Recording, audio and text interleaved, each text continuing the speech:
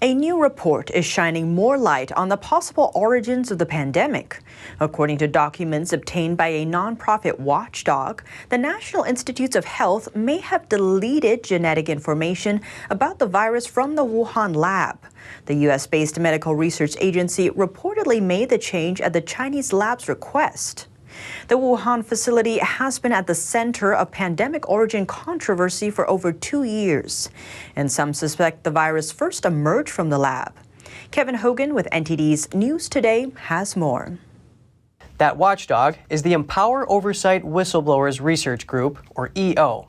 It obtained the documents through a Freedom of Information Act request and a lawsuit. The group obtained over 230 pages of documents dating from 2020. Those include emails, memos, and other correspondence between the lab and multiple NIH officials.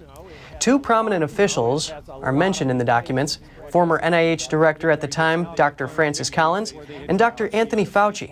He's said to have actively participated in the discussions and decision-making at these documents described. Empower Oversight issued a statement Tuesday. It reads, "On June 5, 2020, a Wuhan University researcher requested that NIH retract the researcher's submission of a bioproject because of an error. The Wuhan researcher explained, quote, 'I'm sorry for my wrong submitting.' 3 days later, the NIH turned down the researcher's request, and the agency advised that it prefers to edit or replace sequences as opposed to deleting them. But 8 days later, NIH officials went ahead and deleted the genetic sequencing data, just like the Wuhan researcher requested. The researcher wanted to submit an updated version and withdraw the old one. Then the NIH concluded the discussion by saying it had withdrawn everything. The documents also say Collins and Fauci hosted a Sunday afternoon Zoom meeting. That was after another researcher, Jesse Bloom, alerted the NIH about the deleted sequences. The documents further show the following.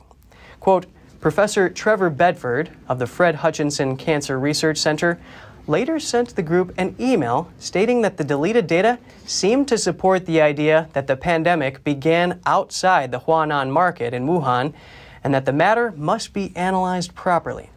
And if the virus did originate outside of that market, it would undermine the official claim by the Chinese regime and reinforce claims that experts in the U.S. and elsewhere have that the pandemic likely started inside the Wuhan lab."